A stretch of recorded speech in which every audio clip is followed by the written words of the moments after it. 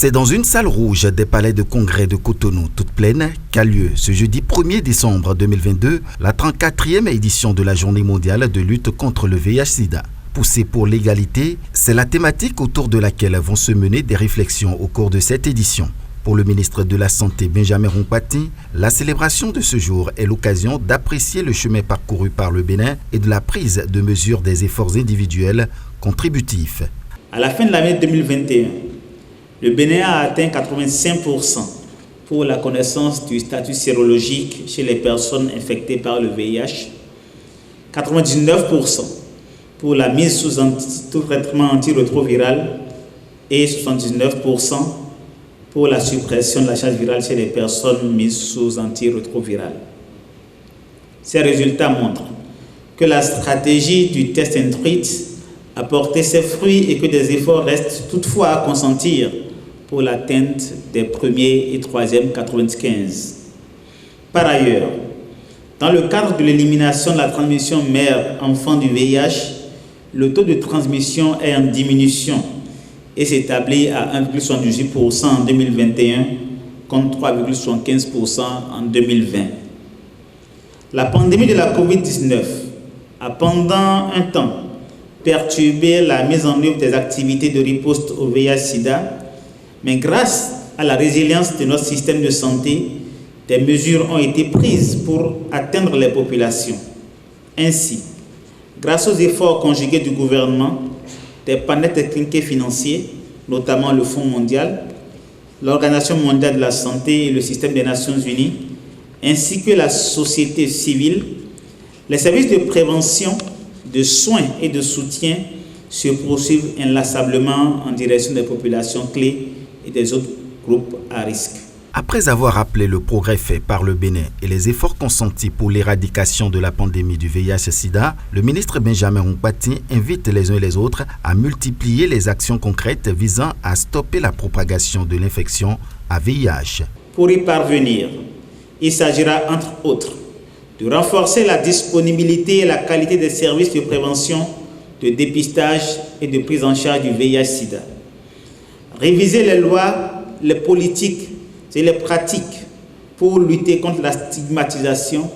la discrimination et l'exclusion auxquelles sont confrontées les personnes vivant avec le VIH, les populations clés et marginalisées. Accroître le soutien à tous les niveaux en vue de rendre continuellement disponibles les ressources de tous ordres nécessaires pour arriver à éliminer le VIH-Sida d'ici l'horizon 2030, pour ne citer que cela. Conscient des enjeux, le président Patrice Talon et l'ensemble du gouvernement se sont résolument engagés pour le succès de ces différentes interventions. Notre ferme conviction est qu'avec l'opérationnalisation de la nouvelle politique de santé communautaire, le Bénin pourra parvenir à l'atteinte des 3x95 d'ici à 2030 en touchant tous les ménages, en sensibilisant les communautés à la base, en améliorant le dépistage ainsi que l'observance du traitement et en réduisant considérablement les perdus de vue. Pour combler les gaps liés à l'atteinte des 3x95, le Bénin a été sélectionné par le programme PEPFAR de l'USAID, comme l'a rappelé tantôt l'ambassadeur des États-Unis, pour bénéficier de financements additionnels. Les objectifs principaux visés sont l'intensification des stratégies de détection des personnes positives, leur enrôlement et leur rétention dans la file active et l'accélération de la suppression de la charge virale. Pour le coordonnateur du système des Nations Unies, cette journée est une occasion de célébration des victoires dans la lutte contre le VIH-Sida, mais aussi un moment de réflexion. Il invite par ailleurs à un engagement collectif dans la lutte contre les inégalités, le VIH-Sida et les autres pandémies. La journée mondiale de lutte contre le sida nous donne à toutes et à tous l'opportunité de célébrer les victoires, mais aussi de nous galvaniser pour aller de l'avant.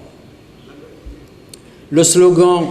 « Poussons pour l'égalité » nous invite à l'action. Il nous incite à poser des actes concrets qui ont fait leurs preuves et qui sont nécessaires pour lutter contre les inégalités et aider à mettre fin au sida. Il s'agit, entre autres, de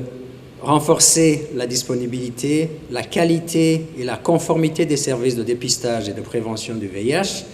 de traitement du sida, afin que tout le monde y accède correctement et régulièrement.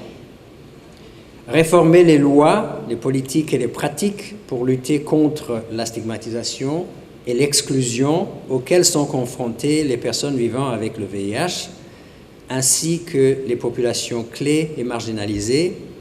afin que chaque individu soit considéré avec la dignité qu'il ou qu'elle mérite. Assurer le partage des technologies entre les communautés d'une part et entre le Sud et le Nord d'autre part, pour permettre un accès égal aux meilleures découvertes scientifiques concernant le VIH. Adapter et utiliser le message poussant pour l'égalité afin de mettre en évidence les inégalités particulières auxquelles sont confrontées les communautés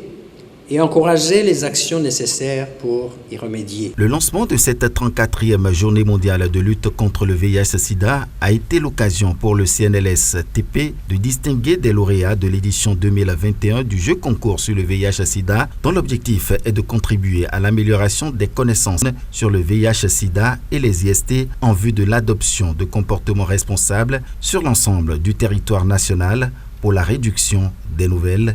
infections.